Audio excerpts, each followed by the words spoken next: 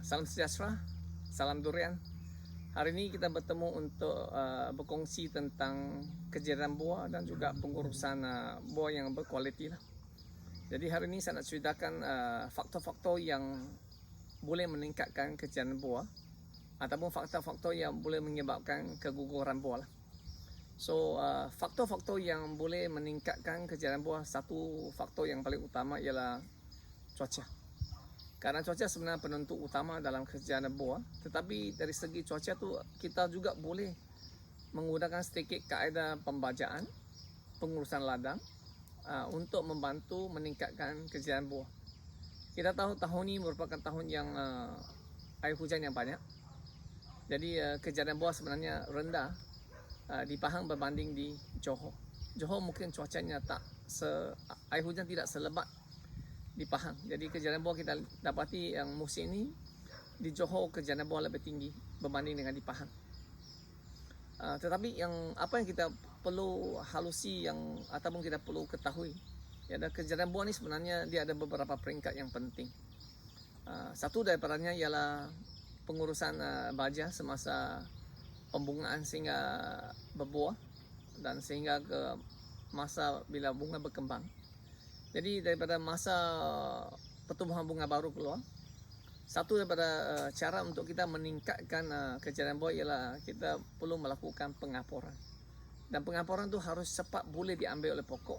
Contohnya kita menggunakan nanoka, menggunakan 1 liter nanoka, dibancur dengan 20 liter air, disembur di sekeliling akar selepas bunga keluar dalam mata ketam, dan selepas bunga antisis ditambah 1 liter lagi nanoka.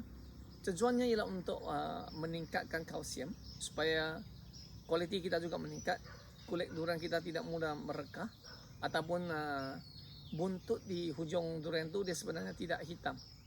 Biasanya kekurangan kalsium adalah disebabkan pergerakan kalsium adalah terhad di dalam pokok. Jadi kita dapati klon-klon seperti D24 buntutnya banyak yang hitam.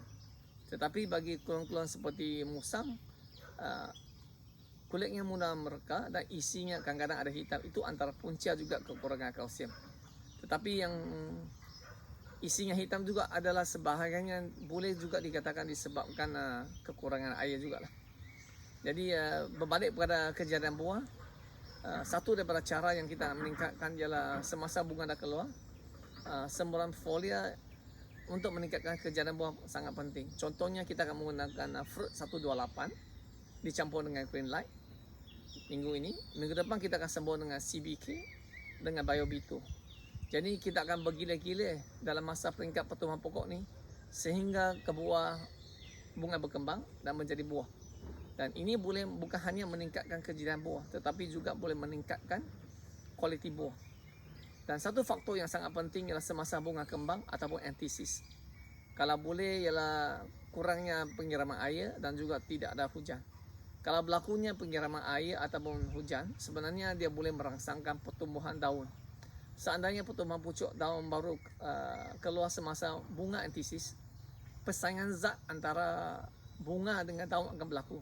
Dan biasanya daun akan bersaing dengan bunga dan bunga menjadi lemah. Jadi kejadian buahnya akan menurun. Jadi saya perincikan tentang penggunaan kalsium ni. Sebenarnya penggunaan kalsium ni kita boleh menggunakan kaedah melalui semburan di akar ataupun aplikasi di akar, dan juga buat semburan di daun. Memandangkan pergerakan kalsium ataupun mobility kalsium di dalam pokok adalah terhad. Jadi kalau boleh kita juga perlu melakukan semasa musim buah ni, durian memerlukan zat yang sangat banyak, terutama kalsium. Jadi semburan folia tu sebenarnya sedikit boleh membantu untuk membantu pokok mendapatkan kalsium yang secukup semasa musim durian ataupun semasa bunga keluar dan semasa bunga berkembang. Jadi penggunaan kalsium serta folia tu sebenarnya boleh membantu mengatasi masalah kegawatan kalsium dalam pokok. Jadi kalsium ni sebenarnya sangat penting, ialah dia juga boleh mengurangkan buah merekah. Dan kalsium ni juga antara faktor yang kita ambil dia sebagai peran nutrient regulator.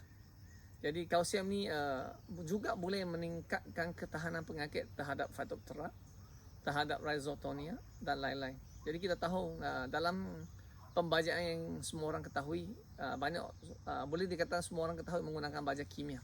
Jadi kita tahu baja kimia adalah NPK. NPK adalah diekstrak secara tulen, di mana dia mengandungi nitrogen, fosforus dan potasium. Tetapi dari segi kalsium kita dapati kebanyakan dalam baja kimia kandungan kalsiumnya adalah sedikit ataupun kadang-kadang tidak ada. Jadi penggunaan kalsium ini sebenarnya adalah satu faktor penting. Jadi kita dapati penggunaan kalsium secukupnya boleh membantu dalam mengatasi masalah kekurangan kalsium dan seterusnya mengurangkan masalah keguguran buah. Jadi dalam pengurusan durian ini terutama musangking adalah sangat sensitif. Dan kita tahu kebelakangan ini banyak orang menghadapi masalah daun diserang rhizotonia. Ini juga antara faktor kekurangan kalsium. Kalau kita lihat daripada segi buah durian, kalau kulit di dalamnya kuning, itu pun adalah tanda kekurangan kalsium. Atau bijinya ataupun testanya merekah, itu juga adalah tanda-tanda kekurangan kalsium. Jadi kalsium itu adalah sangat penting. Tetapi penggunaan kalsium janganlah berlebihan juga. Berlebihan dia akan menyebabkan aroma dan juga kualiti buah menurun. Jadi penggunaan kalsium pada peringkat awal pembungaan dan selepas bunga kembang adalah tepat pada waktunya. Elakkan penggunaan kalsium bila buah menghampiri masak atau gugur, kerana dia boleh mengurangkan aroma dan juga rasa buah durian. Jadi penggunaan tepat pada masa sangat penting untuk memastikan durian kita dihasilkan yang berkualiti dan juga shelf life ataupun jangka hayatnya lebih panjang. Sebab kita tahu jangka hayat untuk musangking ini agak pendek. Pagi gugur, esok sebelum kita jual dia sudah merekah. Jadi kalau penggunaan kalsium yang mencukupi adalah penting. Jadi pilihan yang terbaik adalah menggunakan nanoka, sebab nanoka molekulnya ataupun saiznya adalah sangat kecil, di mana dapat diserap sepenuhnya oleh pokok dengan segera membanding dengan kapur dalam bentuk serbuk. Kalau kapur dalam bentuk serbuk, kebanyakan saiznya melebihi 50 mikron dan ke atas. Manakala bagi nanokalsium, kehalusannya boleh dikatakan kurang daripada 2 mikron dan ke bawah, di mana dia dapat diserap dengan sepenuhnya. Jadi saiz adalah penentu. Okey, seterusnya kita lihat di belakang saya. Sebenarnya kita lihat pokok diikat dengan penuh dengan tali lah. Jadi dalam praktik durian ni kita ada syarat untuk ekspor, ialah buah tidak boleh gugur ke atas tanah. Sekiranya gugur ke atas tu sebenarnya tidak memenuhi piawaian untuk ekspor. Jadi untuk memenuhi piawaian ekspor, kita ada dua pilihan. Sama ada kita menggunakan kaedah ikat tali pada pokok dan melepaskannya, ataupun kita menggunakan jaring untuk menangkap buah supaya tidak jatuh ke atas tanah. Jadi antara kedua-dua pilihan ini sebenarnya pun ada kebaikan dan juga ada keistimewaan tersendiri. Contohnya kalau untuk jaring sebenarnya kerjanya lebih mudah, dipasang dan buahnya gugur. Tetapi nak mengutip hasil tu mungkin dia agak sedikit mengganggu dan juga masa penyelenggaraan untuk penyebaran racun. Sebenarnya apabila kita pasang jaring ini, penyebaran racun tu agak sukar sedikit, dia mengganggu pergerakan kita dalam kebun. Jadi ini adalah kelemahan jaring. Tetapi kebaikan jaring ialah kerja memasang tu cepat. Dan kalau lihat kebaikan daripada ikat tali ini, dia ada beberapa kebaikan yang saya rasa kita boleh gunakan ini sebagai rujukan. Salah satu daripadanya, kita boleh buat bancian berapakah biji durian kita yang ada di dalam pokok kita. Jadi kita tahu dalam musim tu sebelum buah gugur, kita tahu berapa biji durian kita ada sebenarnya di atas pokok. Ini merupakan kaedah juga untuk mencegah kehilangan buah lah. Jadi sebab kita tahu dengan ada bancian ini, kita tahu bilangan buah yang kita ada dalam pokok tu ada berapa biji. Satu lagi kelebihan menggunakan tali ialah kita boleh melakukan kaedah penyelenggaraan sehingga ke penghujung musim, di mana dia tidak mengganggu pergerakan kita dalam kebun. Cuma kelemahannya ialah untuk mengikat buah ni memerlukan sedikit masa yang panjang dan pekerja perlu memanjat pokok.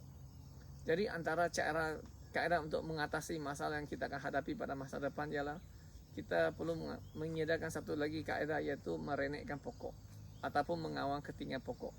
Di mana di Malaysia kita masih tidak mempraktikkan pruning ataupun catasan dahan untuk mengawal ketinggian pokok.